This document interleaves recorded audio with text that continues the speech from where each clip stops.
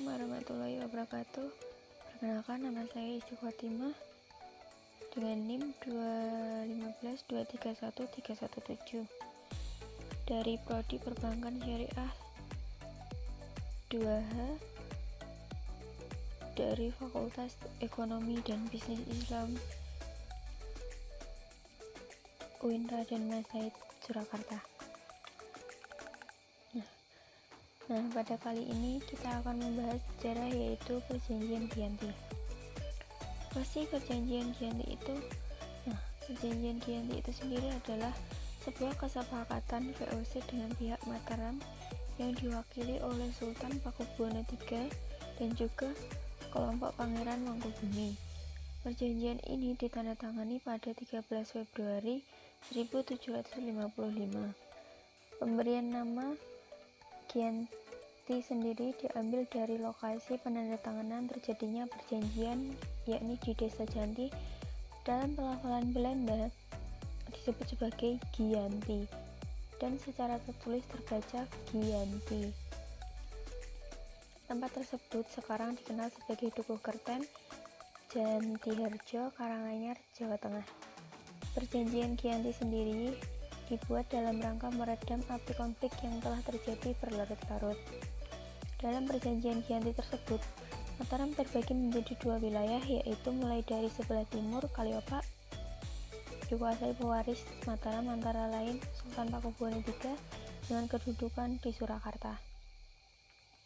Untuk wilayah sebelah barat merupakan kawasan Pangeran Mangkubumi atau Sultan Hamengkubuwono I yang bertempat di Yogyakarta. Selain itu, pihak VOC berhak menentukan siapa yang menguasai dua kerajaan tersebut. Nah, sejarah Perjanjian Giyanti sendiri merupakan bentuk kesepakatan pihak VOC dengan pihak Mataram yang diwakili oleh Sunan Pakubuwono III dan kelompok Pangeran Mangkubumi.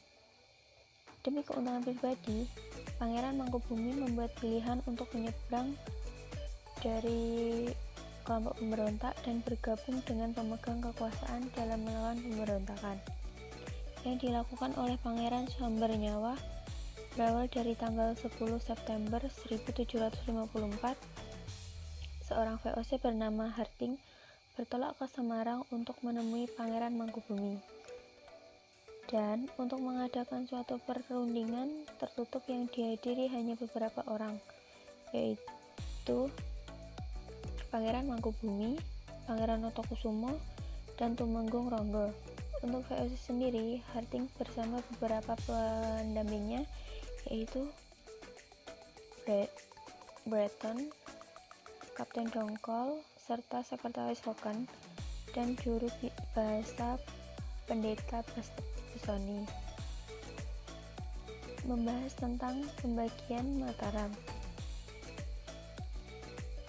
Per tanggal 23 September 1954, Pangeran Mangkubumi menggunakan gelar Sultan dan mendapatkan setengah kerajaan untuk pantai utara Jawa adalah kawasan VOC, dan pada tanggal 4 November 1754, Pakubuwono III memberi surat kepada Gubernur Jenderal VOC untuk persetujuan Gubernur Jawa Utara dan Mangkubumi.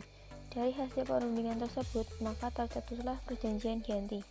Nah, isi dari Perjanjian Giyanti sendiri yang pertama adalah Pangeran Mangkubumi mendapat setengah dari wilayah Mataram, diakui sebagai Sultan Hamengkubuwono I dengan hak turun-temurun.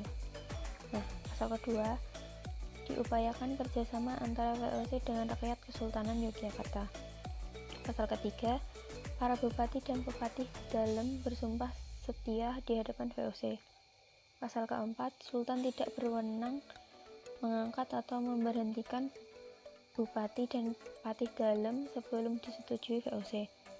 Pasal kelima, bupati yang memihak VOC dalam peperangan berhak diampuni Sultan.